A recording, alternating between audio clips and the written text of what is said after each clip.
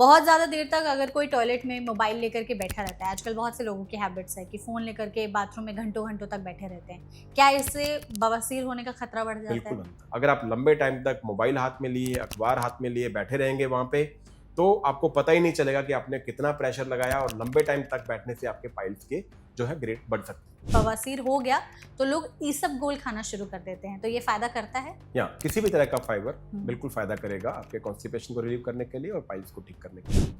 Papaya हो गया, बनाना हो गया या अंजीर हो गया, क्या ये बाउल मूवमेंट को सूद करते हैं, पाइल्स में रिलीफ बिल्कुल, देते हैं? बहुत अच्छा फाइबर होता है हुँ। इनमें, पपाया में, एप्पल में, इनमें तो हम ले सकते हैं, इससे हमारी जो है गट की मोटिलिटी बढ़ती है। कई लोग नारियल तेल लगाने लगते हैं या घी लगाने लगते हैं उस एरिया में, उससे मसाज करने लगते हैं, तो ये पाइल्स को ठीक करने में मदद करता है? वो उनके लिए है जिनको डिहाइड्रेशन रहता है। डिहाइड्रेशन की वजह से ड्राइनेस हो जाता है, उसकी वजह से इचिंग होती है। ये पाइल्स को ठीक नहीं करता, पर आपकी इचिंग को कुछ हद तक ठीक कर सकता है। और कुछ ऐसे लक्षण जिसको देख के समझा जा सकता है कि हाँ, शायद ये पाइल्स के लक्षण हैं? अगर आपको ब्लीडिंग हो रही है, अगर आपको इचिंग हो रही है, बैठने में डिस्कम्फर्ट हो रही है, बार-बार खुजली हो रही है, अंदर ड्राई हो रहा है वहाँ का एरिया, तो इसको इग्नोर नहीं करना चाहिए, बिल्कुल एग्ज़ामिन कराना चाहिए, ये पाइल्स के लक्षण हैं। कुछ ऐसी चीज़ें हम करने लगते हैं जिसकी वजह से पाइल्स का खतरा बढ़ सकता है? सबसे कॉमन गलती होती है कि जब आपको कॉन्स्टिपेशन शुरू हो जाता है होना, तो कई लोग कहते हैं कि शायद मेरी एज हो गई है, अब मुझे जोर लगा के ही मोशन पास करना पड़ेगा, हाँ। टॉयलेट करना पड़ेगा, हुँ। तो वो जोर लगाना शुरू कर देते हैं। और मैं आपको ये बताना चाहूँगा कि जोर लगाने से पाइल्स और बढ़ जाते हैं। प्रेगनेंसी में पाइल्स होने के चांसेस क्यों बढ़ जाते हैं डॉक्टर? कि 2 प्रेगनेंसी तो मीठा खीर, 3 और 4 प्रेगनेंसी तो बवासीर। हाँ। यूट्रस बड़ा हो जाता है, यूट्रस प्रेशर डालता है रेक्टम पे, जिससे कॉन्स्टिपेशन हो जाता है और कॉन्स्टिपेशन से पाइल्स हो जाता है। कुछ खाने की चीज़ें हैं जो अगर किसी को हो गया है बवासीर तो उसमें मदद करती हैं, जो हमें अपनी डाइट में शामिल करनी चाहिए? सबसे अच्छा I would say the cheapest and the effective treatment और medicine for piles is fibre. Fruits किसी भी तरह के, जैसे पपाया है, एप्पल है, तो इनमें भरपूर मात्रा में फाइबर होता है। ठीक है। हमारी दालें हैं, भरपूर मात्रा में होता है। सीड्स है, अच्छी मात्रा में उनमें होता है। और होल ग्रेन्स में है, जैसे है ना, पोहा हम खाते हैं और किनवा खाते हैं, तो इनमें अच्छा फाइबर होता है। पाइल्स में लोगों को बैठने में बहुत ज़्यादा दिक्कत होती है, वो बहुत ही डिस्कम्फर्टेबल हो जाते हैं और पेन इतना रहता है कि कई बार ट्रीटमेंट के बाद भी उनके मन में वो एक डर रह जाता है कि कहीं बैठूंगा तो फिर से, या बैठूंगी तो पेन ना होने लगे। बैठने में प्रॉब्लम होती है, इसका मतलब आपको हाई ग्रेड का पाइल है और आपने ट्रीटमेंट लिया, और ट्रीटमेंट के बाद में भी आपको इनिशियली थोड़ा सा बैठने में इश्यू आएगा, क्योंकि अल्टीमेटली है तो सर्जरी, उसका सर्जिकल साइट है, उसमें थोड़ा बहुत पेन हो सकता है। तो हम हमेशा पेशेंट को बोलते हैं कि आप कुशन रखें नीचे, जिसको कि बीच में से काट लें।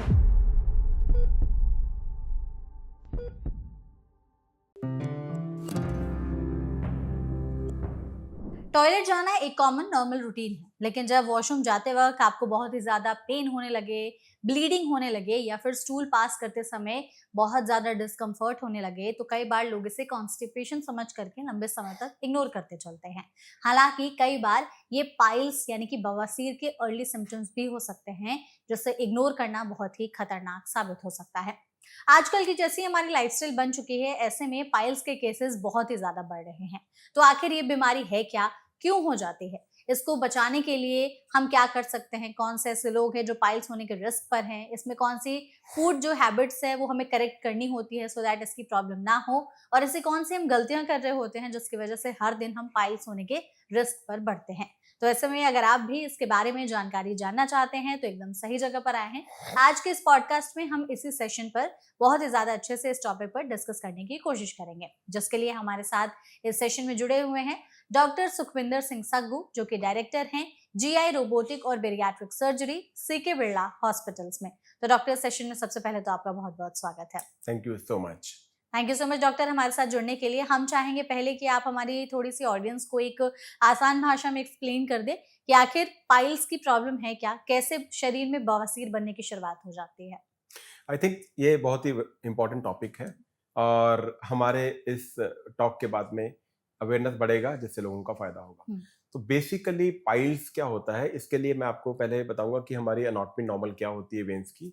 नॉर्मल अनाटमी और फिजियोलॉजी हमारी ये होती है हमारी बॉडी में कि वेन्स होती हैं जो कि नॉर्मल नीचे से ब्लड को ऊपर की तरफ लेके जाती हैं। तो हमारे एनल कैनाल जो होती है उसमें भी सेम इसी तरह की 3 वेन्स होती हैं जो नीचे से ब्लड को ऊपर की तरफ लेके जाती हैं।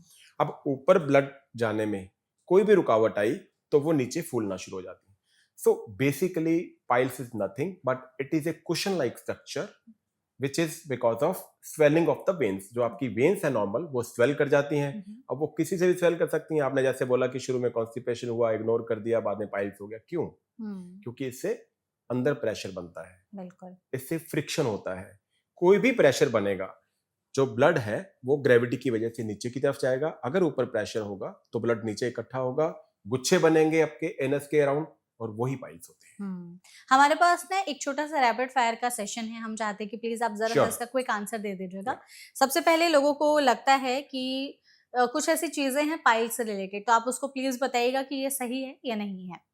बहुत ज्यादा देर तक अगर कोई टॉयलेट में मोबाइल लेकर के बैठा रहता है, आजकल बहुत से लोगों की हैबिट्स है कि फोन लेकर के बाथरूम में घंटों घंटों तक बैठे रहते हैं, क्या इससे बवासीर होने का खतरा बढ़ जाता बिल्कुल है? बनता है।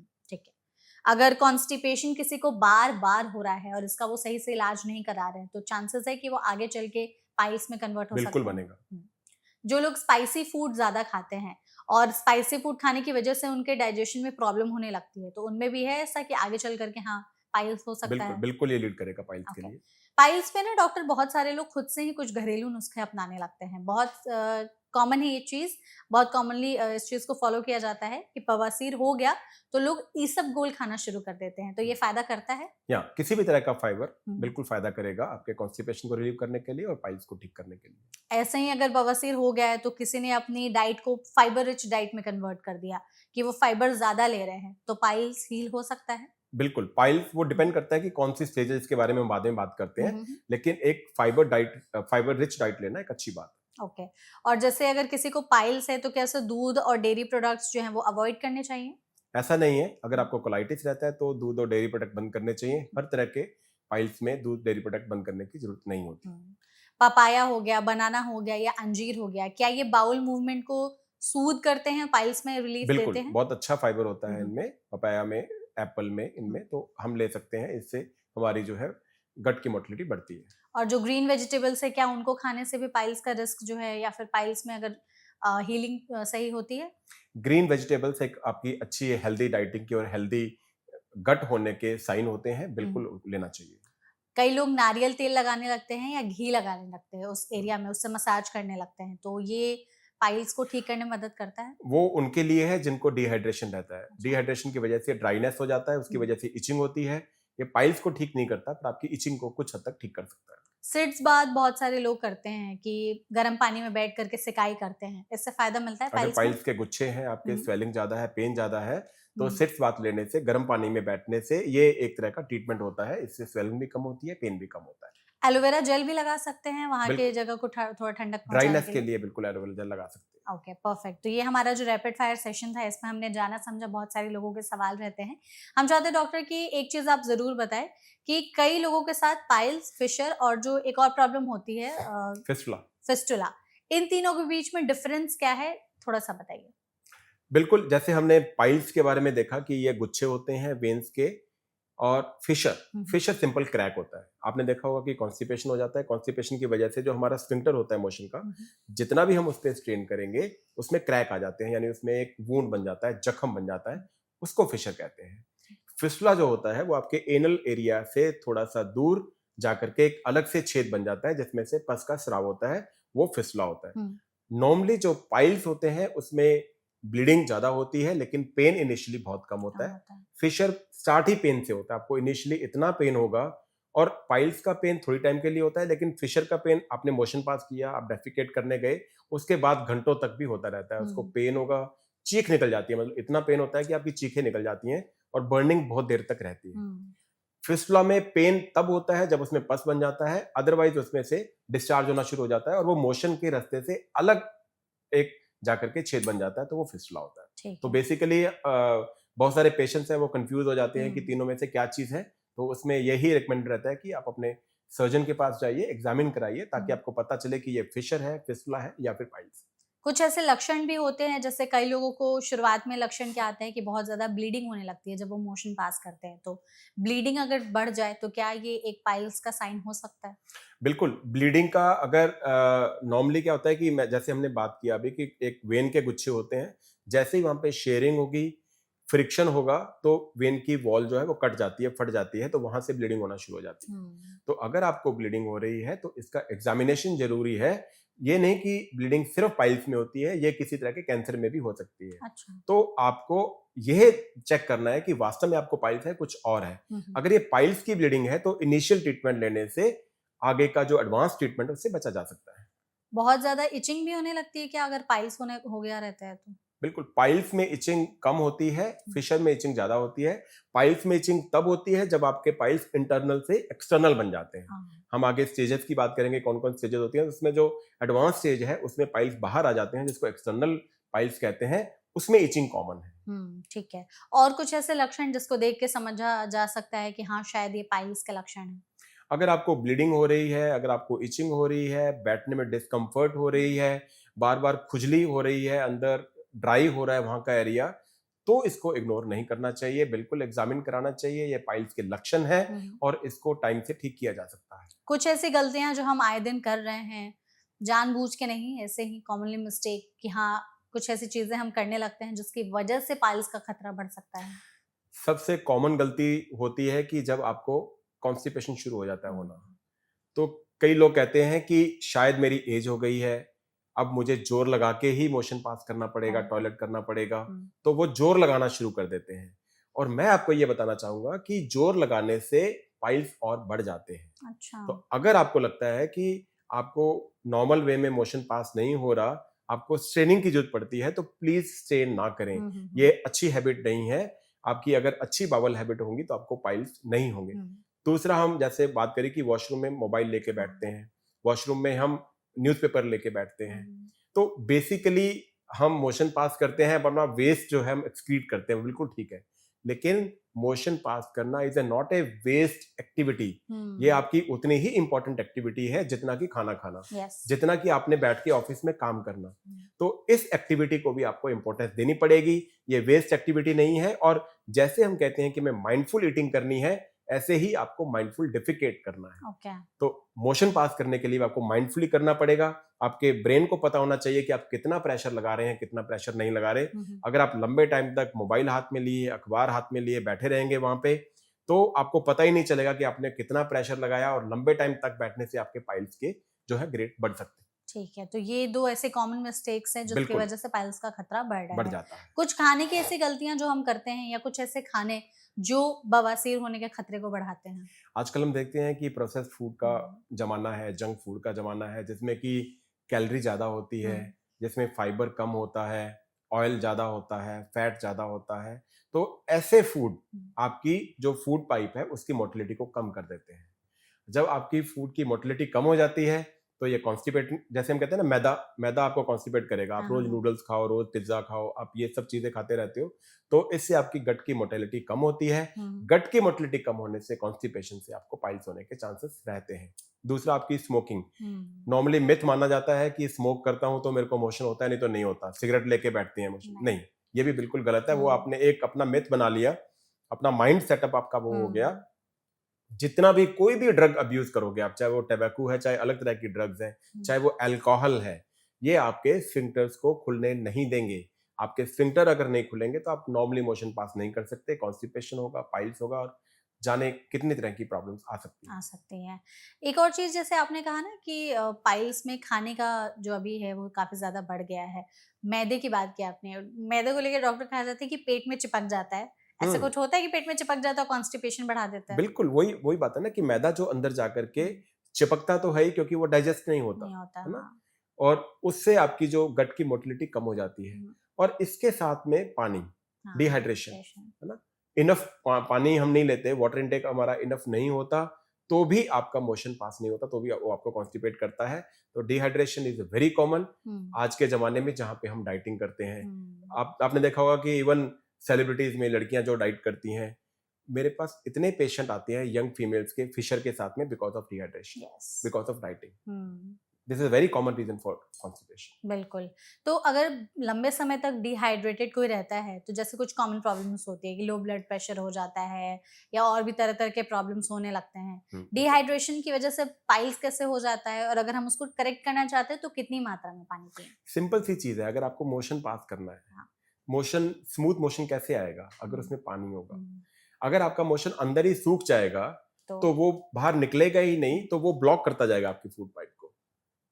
तो हमें मोशन पास करने के लिए भी डिहाइड्रेशन को करेक्ट करने की जरूरत होती है, जिससे इसकी वजह से अगर पानी जितना पियो, हम कहते हैं ना कि सुबह 2 गिलास उठ के पानी पानी पियोगे तो पियो। मोशन आराम से पास होता है। हुँ, उसका कारण यही होता है कि आपके जो फीसेस अंदर सूख जाते हैं, ड्राई हो जाते हैं, ये उनको भी हाइड्रेट करता है पानी, और उसकी वजह से आपका मोशन स्मूथली पास होता है। ठीक है। कुछ ऐसे स्पेसिफिक लोग हैं जो कि रिस्क पर होते हैं कि हाँ, इनमें चांसेस ज़्यादा हैं बवासीर होने के? जो लोग सेडेंटरी लाइफस्टाइल है, हुँ। जैसे आजकल ऑफिस वर्क है, डेस्क जॉब है, बैठे रहने का काम है। बैठने का काम नंबर 1, खाने का काम नंबर 2। हाँ, खाना भी क्या, junk food, junk pizza food. Order किया आपने, कभी नूडल्स खाए, कभी कुछ खाया, हुँ, कोल्ड ड्रिंक पी, है ना, और वो टाइमलेस।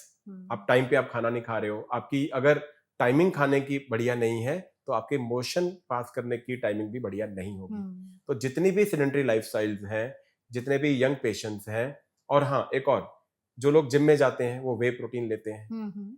वे प्रोटीन भी आपको अधिक मात्रा में अगर लेते हो, वो भी आपकी फूड की, आपकी गट की मोटिलिटी को कम करता है। तो तो ये कितना सारे, इसीलिए आजकल जो है कॉन्स्टिपेशन के प्रेवलेंस जो है वो बढ़ यंग चुका पेशेंट्स में बढ़ गई है। पहले तो ये था कि आपकी एज हो गई है, मसल वीक हो गई है, कॉन्स्टिपेशन हो गया, चलो सोच सकते हैं। हुँ, हुँ, हुँ। लेकिन यंग पेशेंट में इन सब चीजों की वजह से कॉन्स्टिपेशन बढ़ता जा रहा है, और उसकी वजह से जो है पाइल्स की चांसेस बढ़ जाते हैं। आपने जैसे वे प्रोटीन की बात की कि प्रोटीन सप्लीमेंट्स लेते हैं लोग। आजकल प्रोटीन की बहुत चर्चा होती है, बहुत ही ज़्यादा। मतलब जितनी बड़ी-बड़ी कंपनियाँ हैं, वो कोशिश कर रहे हैं कि उनके हर प्रोडक्ट में वो प्रोटीन डाल करके उसको वैसे मार्केट करके बेचें। दूध हो, दही हो, इवन पिज़्ज़ा, बर्गर, नूडल सब चीज़ में बोला जाता है high protein, high protein, high protein. अगर इतनी ज़्यादा प्रोटीन की मात्रा ले रहे हैं, तो क्या सच में इससे प्रॉब्लम हो सकती है? और अगर हमें प्रोटीन की मात्रा सही तरीके से लेनी है कि इतने मात्रा में खाते हैं, तो हमें कॉन्स्टिपेशन नहीं होगा। इससे ज़्यादा गए तो कॉन्स्टिपेशन जो कि पाइल्स में तब्दील हो सकता है। दो चीजें हैं, एक तो हम कहते हैं ना कि हमारे बुजुर्ग भी कहते थे कि किसी भी चीज की अति हानिकारक होती हाँ। है, excess is always a dangerous thing, है ना। ज्यादा मात्रा में जो भी लोगे वो आपका हुँ, डेंजरस है। और दूसरा, प्रोटीन लेने का फायदा तब है जब आप वर्कआउट करते हो, मसल बिल्ड करते हो, क्योंकि मसल मास एक ऐसी चीज है जो प्रोटीन की खपत करता है। हुँ, तो अगर आप एक्सरसाइज भी प्रॉपर नहीं कर रहे और ज्यादा मात्रा में प्रोटीन ले रहे हैं, तो वो जाकर के आपकी गट मोटिलिटी को कम करता करेगा ही करेगा। हुँ, तो माना जाता है कि नॉर्मली 60 ग्राम पर डे, ठीक है। या कहते हैं कि 1 ग्राम पर केजी बॉडी वेट के हिसाब से आपको प्रोटीन लेना चाहिए, वो भी तब जब आप अच्छी एक्सरसाइज कर रहे हो। तब, ठीक है। तो ऐसे में प्रोटीन के बारे में हमने जाना समझा। कई ऐसी चीज़ें होती हैं जैसे कि कुछ लोगों का काम बैठे ही रहने का होता है, बीच-बीच में वो ब्रेक नहीं ले पाते हैं। तो क्या लंबे समय तक जो बैठे रहते हैं, उनमें हो सकता है पाइल्स होने का खतरा? बिल्कुल, अगर हम फिजियोलॉजी समझें कि हमारी वेन्स जो है नीचे से ब्लड ऊपर की तरफ लेके जाती हुँ, हैं, हुँ, तो प्रोलॉन्ग्ड सिटिंग से आपका पेल्विक प्रेशर बढ़ता है। हुँ, पेल्विक प्रेशर जितना बढ़ेगा वो आपके ब्लड फ्लो को ऊपर जाने को रोकेगा। परसिस्टेंट फ्लो नीचे की तरफ रहेगा, हुँ। फ्लो कम रहेगा, प्रेशर बढ़ेगा पेल्विस में, और पाइल्स होने के चांसेस बढ़ते हैं, उसी तरह जैसे प्रेगनेंसी में बढ़ते हैं। प्रेगनेंसी में पाइल्स होने के चांसेस क्यों बढ़ जाते हैं डॉक्टर? ये पहले कहा जाता था, आई डोंट नो आपने सुना है कि नहीं सुना, कि 2 प्रेगनेंसी तो मीठा खीर, 3 और 4 प्रेगनेंसी तो बवासीर, हाँ। है ना। तो इसमें क्या होता है कि एक तो हार्मोनल चेंजेस होते हैं प्रेगनेंसी हुँ, में, और एक होता है प्रेशर। हुँ, यूट्रस बड़ा हो जाता है, यूट्रस प्रेशर डालता है रेक्टम पे, जिससे कॉन्स्टिपेशन हो जाता है, और कॉन्स्टिपेशन से पाइल्स हो जाता है। ठीक है। तो अराउंड 60 टू 70% पेशेंट्स जो हैं वो या फिशर और या फिर पाइल्स के साथ में प्रेगनेंसी के बाद आते हैं।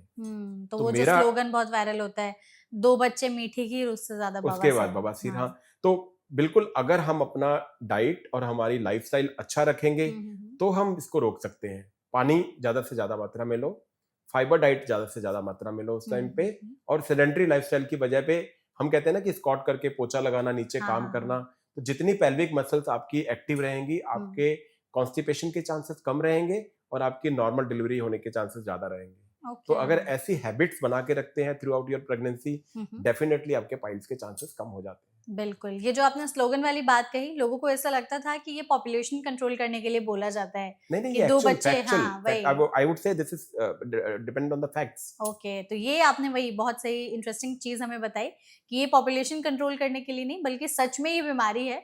अगर आप 2 से ज़्यादा बच्चे करते हैं, तो आप रिस्क पर हैं कि आपको हो सकता है। नॉर्मली कह देते हैं कि फीमेल्स में ज्यादा कॉमन है, ऐसा नहीं, फीमेल में ज्यादा कॉमन है, उनका एनवायरनमेंट ही ऐसा बन गया है कि उनमें कॉमन हो गया है। कॉमन हो गया है, बिल्कुल। आपने जैसे फीमेल्स की बात की कि उनमें ज़्यादा कॉमन है, तो उनमें क्या सिम्पटम्स अलग तरीके से प्रेज़ेंट होते हैं या मोर और लेस सेम रहते हैं? नॉर्मली उनमें जो होता है वो हम्म। एडवांस स्टेज में फिशर के साथ पेशेंट ज्यादा आते हैं हाँ। प्रेगनेंसी के बाद में, हम्म। क्योंकि डिहाइड्रेशन भी उस टाइम पे रहता है, और अगर नॉर्मल डिलीवरी है तो उसमें जो प्रेशर लगता है, हाँ। तो प्रेशर से एक तो आपके क्रैक्स आने के चांसेस होते हैं, और दूसरा आपकी वेन्स ज्यादा कम ब्लड फ्लो करती हैं उसमें, और कॉन्स्टिपेशन बढ़ जाता है और पाइल्स हो जाता है। ओके। तो सिम्टम ऑलमोस्ट सेम होता है, लेकिन उनको पेन ज्यादा होता है, हम्म। क्योंकि उनमें सहने की शक्ति होती है, तो थोड़ा टाइम तक वो टॉलरेट करती हैं उसको, लेकिन उसके बाद में फिर आता है तो सीवियर पेन के साथ वो आते हैं। बिल्कुल। कुछ खाने की चीज़ें हैं जो अगर किसी को हो गया है बवासीर तो उसमें मदद करती हैं, जो हमें अपनी डाइट में शामिल करनी चाहिए? सबसे अच्छा, I would say the cheapest and the effective treatment और medicine for piles is fibre. Fibre. Fibre खाइए। फाइबर मेडिसिन के रूप में खा सकते हो, मेडिसिन नहीं तो आप फ्रूट्स वेजिटेबल्स में ज़्यादा होते हैं, होल ग्रेन्स आपके लेग्यूम्स हैं उसमें होते हैं, सीड्स हैं, चिया सीड्स हैं, पंपकिन सीड्स हैं, तो इन सब में फाइबर की मात्रा ज़्यादा होती है।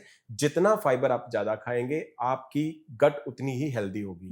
और ये कहते हैं ना कि आपकी गट हेल्दी है, आपकी हेल्थ अच्छी है, हेल्दी लाइफस्टाइल आपका है, then your bowel habit would also be very good, तो आपको कॉन्स्टिपेशन के चांसेस नहीं होंगे। कुछ ऐसे 4-5 खाने की चीज़ों के आप नाम लेना चाहेंगे फाइबर में ही कि ये सबसे इफेक्टिव होते हैं, बवासीर हुआ है तो ज़रूर खाएँ?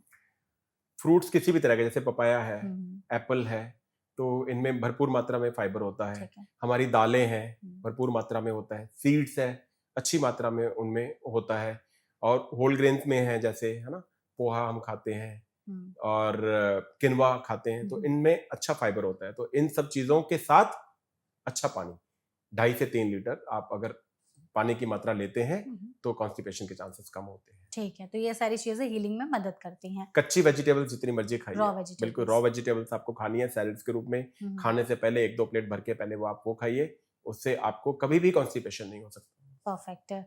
अगर डॉक्टर जैसे पाइल्स का ये तो एक घरेलू नुस्खा जैसा हो गया कि चलो आपको हीलिंग में मदद मिलेगी थोड़ी बहुत। इसका कोई इलाज ऐसा है कि घर पर ही ठीक हो सकता है या फिर स्टेजेस ऑफ पाइल्स होते हैं जिससे ट्रीटमेंट भी चेंज हो जाता है? बिल्कुल। जब हम अपने पाइल्स को बढ़ा लेते हैं एक बीमारी के तौर पे, हुँ, है हुँ। ना? प्रिवेंशन चलता है जब आपको थोड़ा-सा कॉन्स्टिपेशन हुआ, आपने अपनी डाइट अच्छी करी, आपने एब्डोमेन की एक्सरसाइज शुरू कर ली, आपकी फिजिकल एक्टिविटी बढ़ गई, हुँ, हुँ। आपने स्ट्रेस को कम किया, स्लीप आपने अपना बेटर किया, तो ये सारी चीज़ों से आप प्रिवेंशन कर सकते हैं। लेकिन जब बीमारी बन जाती है हेमोरॉइड, तो फिर उसकी 4 स्टेजेस के रूप में उसको माना जाता है। ठीक है। स्टेज 1 होता है कि जो वेन के गुच्छे की हमने बात करी पाइल्स, वो एनस के अंदर है, यानी इंटरनल पाइल है। हुँ। स्टेज 2 है जब वो बाहर आ जाता है गुच्छा एनस से, लेकिन वो अपने आप अंदर भी चला जाता है, हुँ। वो भी एक तरह का इंटरनल पाइल है, तो वो स्टेज 2 होती है। स्टेज 3 में है कि आपका वो गुच्छा बाहर आ गया, जिसको पेशेंट आता है कि मेरे नीचे गुच्छे बन गए हैं, लंप बन गए हैं, स्वेलिंग बन गई है, लेकिन उसको अपने फिंगर से या थंब से अंदर डालना पड़ता है उसको। So this okay. Is stage 3, हुँ। इसको कहते हैं एक्सटर्नल पाइल। ठीक है। और स्टेज 4 है, वो गुच्छा बाहर आ गया है, आप जोर भी लगा रहे हो, कुछ भी कर रहे हो, वो अंदर नहीं जा रहा, हुँ। आपको अपने डॉक्टर के पास जाना ही पड़ रहा है, तो वो स्टेज 4 होती है। हुँ। तो स्टेज 1 और स्टेज 2 है, उसमें आप अपना अच्छा लाइफस्टाइल, अच्छी फिजिकल एक्टिविटी, फाइबर डाइट, जैसे आपने ईसबगोल बोला, तो ईसबगोल आप लेना शुरू करेंगे, हुँ, हुँ। सती ईसबगोल, तो इन सब चीजों के साथ आप प्रिवेंशन में जा सकते हैं। ग्रेड 2 जो है, उसको फिर हम लेजर से ठीक करते हैं। ठीक है। और ग्रेड 3 एंड 4 है, उसके लिए फिर स्टेपलर हेमेडेक्टमी बाकी, या फिर कुछ केसेस में लेजर से भी उसको हम कर सकते हैं, तो ये ट्रीटमेंट उसके लिए माना जाता है। लेकिन आप कुछ भी कराइए, कोई भी सर्जरी करिए, एक चीज कांस्टेंट है, वो आपका लाइफस्टाइल। लाइफ़स्टाइल वो आपको करेक्ट करना आप ही सर्जरी पड़ेगा। करवाते हो, लेजर करवाते हो, या फिर आप घर पे हो, आपको अपना लाइफस्टाइल हेल्दी मेंटेन करके ही रखना पड़ेगा, आपको अपनी वाटर इनटेक अच्छे से मैनेज करके ही रखनी पड़ेगी, तो ये कांस्टेंट सबके लिए होता है।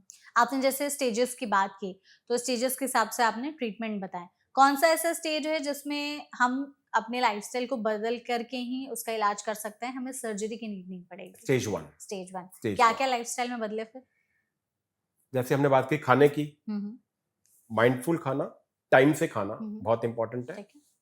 अगर हम कंटेंट की बात करते हैं तो हाई फाइबर, हम्म, है ना, रेड मीट वगैरह खाते हैं लोग या जो भी ऐसी चीजें स्पाइसी चीजें खाती हैं, बिल्कुल उसको कम कीजिए, ठीक है। क्योंकि ये आपके बावल हेल्थ के लिए अच्छा नहीं है। नहीं है। फाइबर भरपूर लीजिए और पानी की मात्रा अच्छी लीजिए। हम्म, फिजिकल एक्टिविटी आपकी अच्छी होगी, लाइफस्टाइल आपको वो भी चेंज करना पड़ेगा। जितनी आप एब्डोमिनल एक्स, क्योंकि हमने मोशन पास करना है तो हमारा एब्डोमेन का जोर पड़ता है। हाँ। आपकी अगर मसल्स अच्छी हैं तो इसी से आपको मोशन पास हो जाएगा। आपने देखा होगा कि हम इंग्लिश स्टाइल में बैठते हैं तो आपको उतना मोशन अच्छे से पास नहीं होता जितना आप स्क्वाट करके बैठते हो, क्योंकि तब। उसमें आपके जो नीज है वो आपके एब्डोमेन पे लगे होते हैं, वो उसको प्रेस करते हैं। So that is the best position for defecation और फॉर पासिंग मोशन। तो इंडियन टॉयलेट ज्यादा अच्छा है या वेस्टर्न? बिल्कुल। आप, मैं तो कहता हूं कि ऑडियंस को ये कहता हूं कि आप ट्राई कीजिए एक दिन, आप इंग्लिश टॉयलेट पे बैठिए, मोशन पास कीजिए, सेटिस्फैक्टरली पास कीजिए। ठीक है।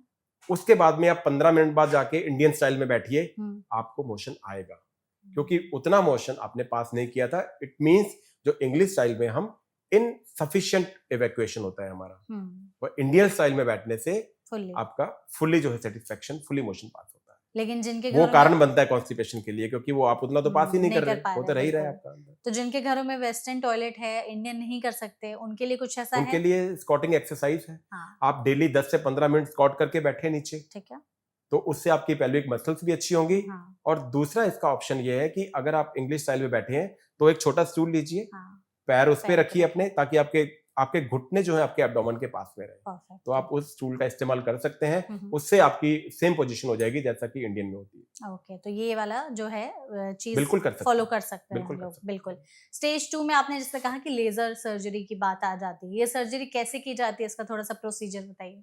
ये लेजर होता है, हम्म। नॉर्मली जो हम लेजर यूज करते हैं 1470 नैनोमीटर का एक लेजर होता है, हम्म। और लेजर फाइबर होता है। लेजर फाइबर के द्वारा हम जो पाइल्स होता है, पाइल्स को लेजर दे देते हैं, कुछ एनर्जी देते हैं, तकरीबन 1.5 टू 2 किलो जूल के आसपास की एनर्जी उसको देते हैं, जिससे जो उसकी ल्यूमन होती है पाइल्स की, उस ल्यूमन को ओबलिटरेट कर देते हैं, ताकि वो ब्लड और नीचे जाएगा ही नहीं, तो वहीं पे वो ब्लॉक हो जाती है ल्यूमन, तो उससे आपके पाइल्स ठीक हो जाते हैं। लेजर जो सर्जरी है, इसको कराने के बाद में या कराने से पहले कुछ चीजों का ध्यान रखना होता है?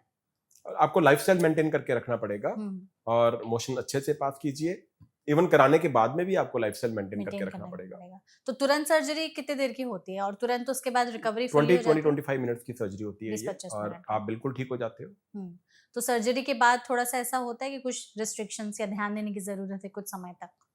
आपको स्ट्रेन नहीं करना उसमें, प्रेशर नहीं और डालना। प्रेशर नहीं लगाना, और फाइबर की मात्रा आपको लेनी है। जितना आप फाइबर ज्यादा लेंगे, हम मेडिसिन के तौर पे भी फाइबर देते हैं उनको, 2 चम्मच सुबह शाम अगर आप लेते रहते हो तो बेसिकली आपका मोशन स्मूथ आना चाहिए। क्योंकि अगर फिर आप स्ट्रेन करोगे, वहां पे शेयरिंग आपकी होगी, तो जहां पे लेजर हमने किया हुआ है उसके वहां से रप्चर होने के चांसेस होते हैं, ओके। वहां से फिर ब्लीडिंग होने के चांसेस है। तो एटलीस्ट 1-2 हफ्ते तक आपको फुली स्ट्रेन उस पर नहीं करना है, आपको अच्छी मात्रा में फाइबर लेना है। और जो आपने अलग स्टेजेस जो भी बताया हाँ, हमें 3, 4, 5 अगर उसके लिए अगर ट्रीटमेंट। आपका एक्सटर्नल पाइल बन गया है तो आजकल हम उसको भी लेजर से कर देते हैं, पर उसमें बेटर रहता है कि हम उसको स्टेपलर टेक्निक से जो हेमोरॉइड्स के रूट्स हैं हम उनको निकाल देते हैं, वहीं पे ब्लॉक कर देते हैं। तो एक एंडोस्कोपिकली ये सर्जरी होती है, इसमें एक स्टेपल होता है, स्टेपल फायर करते हैं, जिसमें से उतना पीस जो है पाइल्स का अंदर से निकल जाता है, लेकिन पेनफुल नहीं होता, बहुत पेनफुल नहीं होता, क्योंकि बाहर इसमें कोई कट या कोई भी कट बाहर नहीं होता। तो इसलिए ये एंडोस्कोपिक सर्जरी होती है, और इसमें भी पेशेंट को बहुत ज्यादा सफरिंग्स नहीं होती। ठीक है। पाइल्स एक ऐसी प्रॉब्लम है डॉक्टर जिसके बारे में लोग बातचीत करने से थोड़ा सा हिचकते हैं, उन्हें लगता है कि बहुत ही प्राइवेट चीज है, वो नहीं बताना चाहते हैं, और उसमें भी जब सर्जरी की बात आ जाती है तो वो उनके लिए और थोड़ा सा अनकंफर्टेबल हो जाता है कि अब सर्जरी करानी पड़ेगी, तो वो थोड़ा सा एक डिस्कम्फर्ट वाले सिचुएशन हो जाते हैं, स्पेशली लेडीज के लिए ऐसा बिल्कुल बिल्कुल। होता है। मेरे आसपास में कुछ लोगों को ऐसा हाँ हुआ जी। था, तो उनको लगता है कि नहीं सर्जरी अवॉइड ही करेंगे। कितना रिस्की हो सकता है लंबे समय तक सर्जरी अवॉइड करना अगर पाइल्स स्टेज 1 से निकल करके नेक्स्ट स्टेजेस में पहुंच गया तो? देखो, अगर आपको ब्लीडिंग हो रही है तो पहली बात तो आपको डायग्नोज करवाना है, ठीक है। ना। पहली बात आप ये देखो कि वो पाइल्स है कि नहीं है। कई बार क्या होता है कि पेशेंट्स जो है क्वैक्स के पास जाते रहते हैं, वो उसको पाइल्स बिना एग्जामिनेशन के किसी भी तरह का ट्रीटमेंट ना आपको लेना चाहिए, और अगर आप प्रोफेशनल है तो ना आपको करना चाहिए। बिल्कुल। मेरे पास भी पेशेंट आता है, तो ये नहीं कि मैं लेजी हो जाऊंगा, पहले उसको एग्जामिन नहीं करूंगा, सीधा दवाई लिख के भेज दिया, वो भी गलत है। क्योंकि ऐसे बहुत सारे 20 to 30% ऐसे पेशेंट देखते हैं हम, जो कि सालों से ट्रीटमेंट ले रहे हैं पाइल्स का, लेकिन जब उसको एग्जामिन किया पाइल्स नहीं, वो कैंसर निकला अंदर। कैंसर? इवन कुछ पेशेंट मेरे यूएस से ऐसे आए हुए हैं जिन्होंने, जो वहां पे भी क्वैक्स हर जगह पे होते हैं, तो वहां पे भी उनसे दवाई ले रहे हैं, वो हेमरोइड के ट्रीट कर रहे हैं, लेकिन कभी उसको एग्जामिन किया ही नहीं। तो जब यहाँ पे एग्जामिन किया तो उनको रेक्टल कैंसर था। Oh my God. और लेकिन वो इतना बढ़ चुका था, उसके बाद में उसकी क्योर भी पॉसिबल नहीं थी। तो इसलिए पहली बात तो आपको किसी भी सिम्टम को अवॉइड नहीं करना, इग्नोर नहीं करना। अगर आपको ये प्रॉब्लम है तो आप झट से जाइए, आप जाके अपने डॉक्टर से चेकअप करवाइए। शर्म की कोई बात नहीं है। शर्म की बात तब होगी जब आप उस चीज को बढ़ा लोगे बाद में, और फिर उसका ट्रीटमेंट होगा ही नहीं। ठीक है। तो आप इनिशियल फेज में जाइए, पहले डायग्नोज कराइए। अगर पाइल्स है तो उसका प्रिवेंशन से ट्रीटमेंट पॉसिबल है, उसका लाइफस्टाइल चेंज करने से ट्रीटमेंट पॉसिबल है। अगर कुछ और चीज है तो फिर उसका ट्रीटमेंट भी इनिशियल स्टेज में क्यूरेटिव होता है, बेटर होता है एज कम्पेयर टू कि हम उसको एडवांस स्टेज तक लेके। आपने जैसे डॉक्टर अपने पेशेंट्स का एग्जांपल दिया कि वो इतने दिनों से पाइल्स की ट्रीटमेंट ले रहे थे, बाद में पता चला कि कैंसर है। पाइल्स कैंसर में कब तब्दील हो जाता है, और फिर उसके रेड फ्लैग्स या वार्निंग साइंस हम कैसे पहचानें? ये दोनों बिल्कुल अलग चीजें हैं। पाइल्स से कभी भी कैंसर नहीं होता, ठीक है। मिस डायग्नोस हो सकता है। कईयों को पाइल्स की ट्रीटमेंट लिया लेकिन वो डायग्नोसिस प्रॉपर नहीं हुआ कि वो कैंसर बन गया। ठीक है। कैंसर बनने के और कई रीजन होते हैं। अगर आपको क्रॉनिक इरिटेशन है, क्रॉनिक कॉन्स्टिपेशन रहता है, तो वो डायरेक्टली वो कैंसर बन जाता है। वो ये नहीं कि पहले पाइल्स होगा फिर कैंसर होगा। ओके। पाइल्स में लोगों को बैठने में बहुत ज़्यादा दिक्कत होती है, वो बहुत ही डिस्कम्फर्टेबल हो जाते हैं, और पेन इतना रहता है कि कई बार ट्रीटमेंट के बाद भी उनके मन में वो एक डर रह जाता है कि कहीं बैठूंगा तो फिर से, या बैठूंगी तो पेन ना होने लगे। तो ट्रीटमेंट के बाद हम अपनी लाइफस्टाइल में क्या चीज़ें करेक्ट करें सो दैट दोबारा पाइल्स होने के चांसेस ना हो, या जो ट्रीटमेंट हमारा हुआ है उसको सही? आई थिंक ये बहुत इंपॉर्टेंट क्वेश्चन है। वो इसीलिए क्योंकि बैठने में प्रॉब्लम होती है, इसका मतलब आपको हाई ग्रेड का पाइल है, और आपने ट्रीटमेंट लिया, और ट्रीटमेंट के बाद में भी आपको इनिशियली थोड़ा सा बैठने में इश्यू आएगा, क्योंकि अल्टीमेटली है तो सर्जरी, उसका सर्जिकल साइट है, उसमें थोड़ा बहुत पेन हो सकता है। तो हम हमेशा पेशेंट को बोलते हैं कि आप कुशन रखें नीचे, जिसको कि बीच में से काट लें। वैसे डोनेट्स आते हैं आजकल, डोनेट के गद्दे भी आते हैं, लेकिन वो थोड़े हार्ड होते हैं। तो अगर फॉर्म को बीच में काट में रखा जाए तो आप बिल्कुल सीधे बैठे, क्योंकि अगर थोड़ा सा भी ऐसे बैठेंगे या थोड़ा सा भी अपनी पोजीशन को चेंज करेंगे तो आपकी बैक मसल्स पेन करना शुरू कर देती हैं, और वो पेन फिर जाता नहीं है कभी भी। तो अपनी पोस्चर को बिल्कुल बैलेंस रखिए, अच्छे से फॉर्म लगा के बैठिए, जिससे आप सीधा बैठ सकते हैं। और बिल्कुल जैसे हमने बात करी, जो हमें अवॉइड करनी चीजें हैं, वो स्ट्रेनिंग को अवॉइड करना ही करना है हमें। फाइबर डाइट हमें अच्छे से लेनी है, मोबिलिटी आपकी अच्छी होनी चाहिए, और आपकी डाइट भी अच्छी होनी चाहिए। परफेक्ट है। हमने जितने अभी चीज़ें डिस्कस किए हैं वो आई एम श्योर हमारी ऑडियंस के लिए बहुत हेल्पफुल होगी। हम चाहते हैं डॉक्टर कि आप as a final go to home message ज़रूर बताएं हमारी ऑडियंस को कि कौन से ऐसे वार्निंग साइंस देखें जो बताते हैं कि हो सकता है ये पाइल्स हो, पाइल्स बन रही है बॉडी में, और क्या उसको करेक्ट करने के लिए करें अपने लाइफस्टाइल में बदलाव। वार्निंग साइन की अगर बात करते हैं, आपको ब्लीडिंग है, आपको डिस्कम्फर्ट है, आपको इचिंग है, आपको पेन है, तो ये सारे वार्निंग साइन है। और हेमरोइड्स या पाइल्स एक सेल्फ डायग्नोज्ड कंडीशन है, ये आपको बताती है आने से पहले। आपको खुद 70-80% आपको पता चल जाता है कि मेरे को पाइल्स हो गया है। तो फिर हम क्यों उस चीजों को इग्नोर करें? तो हम उन वार्निंग साइन को हमें इग्नोर नहीं करना है। 5 अच्छी सी हैबिट मैं आपको बताता हूँ। नंबर 1, आपकी डाइट में फाइबर अच्छे से होना चाहिए, आपकी डाइट अच्छी होनी चाहिए। नंबर 2, आपका हाइड्रेशन प्रॉपर होना चाहिए। Number 3, regular exercise, physical activity important है। कोई भी स्ट्रेस है आपको, वो स्ट्रेस आपके दिमाग को भी खराब करती है, वो आपके एनस को भी खराब करती है। तो उस स्ट्रेस की वजह से आप डिफिकेट भी नहीं कर पाते। तो स्ट्रेस को अच्छे से मैनेज करना है। क्वालिटी आपके पास स्लीप होना चाहिए। तो अगर आप इन सब चीजों को सॉल्व कर लेते हैं, एक अच्छा लाइफस्टाइल बना लेते हैं, तो आपको कॉन्स्टिपेशन कभी भी नहीं होगा। अगर कॉन्स्टिपेशन नहीं होगा तो कॉन्स्टिपेशन की वजह से पाइल्स होने के चांसेस बहुत कम हो जाते हैं। और डायग्नोसिस कैसे किया जाता है पाइल्स का, कि अगर किसी को लग रहा है कि हाँ हमें लक्षण समझ में आ रहे हैं, किस डॉक्टर के पास जाए और वो कैसे टेस्ट करते हैं? देखिए, आप अपने सर्जन से मिलिए जाके। सर्जन एक्सपर्ट होता है पाइल्स के लिए, उसको क्या ट्रीटमेंट देना है, उसको कंजर्वेटिव ट्रीटमेंट देना है, या उसको सर्जिकल ट्रीटमेंट लेजर से देना है, या फिर उसको स्टेपलर सर्जरी से देना है। तो आप बिल्कुल अपने सर्जन के पास जाइए। और अगर आप वहां जाते हैं और आपके सर्जन या आपके जिसके पास भी जाते हैं वो आपको बिना एग्जामिन किए अगर वो ट्रीटमेंट लिख रहे हैं, तो आप उनसे बता सकते हैं कि सर मेरे को एग्जामिन कीजिए पहले। एग्जामिनेशन, क्लिनिकल एग्जामिनेशन, जिसको हम डिजिटल रेक्टल एग्जामिनेशन कहते हैं, 70 to 80% पेशेंट्स में वो डायग्नोसिस बना देती है आपकी। ठीक है। तो कुछ ये पेशेंट्स जरूरी होते हैं फिर हम उनमें प्रोक्टोस्कोपी कैमरा डाल के देखते हैं, प्रोक्टोस्कोपी करते हैं या सिग्मोइडोस्कोपी कोलोनोस्कोपी करते हैं, तो कैमरा डाल के, ताकि ऊपर कहीं आपकी बड़ी आंत में कोई ब्लीडिंग तो नहीं है, उसको नहीं। चेक करने के लिए ये सब चीजें भी कर सकते हैं। ठीक है, तो ऐसे डायग्नोसिस होता है और इस अच्छा। तरीके से हमें लक्षण को भी इग्नोर नहीं करना चाहिए। बिल्कुल और जैसा कि आपने हमें बहुत ही आसान भाषा में बताया कि सिर्फ 5 सिंपल हैबिट्स है, अगर उससे फॉलो करेंगे तो बिल्कुल। बहुत हद तक हम पाइल्स के खतरे को खुद को भी, अपने फैमिली फ्रेंड्स को भी बचा करके रख सकते हैं। Perfect. Thank you so much doctor हमारे साथ इस सेशन में मोस्ट जुड़ने के वेलकम। लिए। I hope you enjoyed the session. Yeah, I think if this message will go to my audience and this would be beneficial for my audience, definitely I'm happy. And बिल्कुल। thank you so much for inviting me here. Thank you so much and thank you so much audience इस video को यहाँ तक देखने के लिए। I am sure इस session के जरिए आपके मन में जितने भी सवाल होंगे उन सभी सवालों के जवाब आपको मिल गए होंगे। अगर नहीं तो आप जो भी सवाल है आपके मन में पाइल से रिलेटेड, वो आप हमसे कमेंट सेक्शन के जरिए पूछ सकते हैं। हम पूरी कोशिश करेंगे डॉक्टर के जरिए उन सभी सवालों के जवाब देने के। ऐसे और भी हेल्पफुल सेशंस के लिए फॉलो करते रहिए एनबीटी लाइव। Thank you.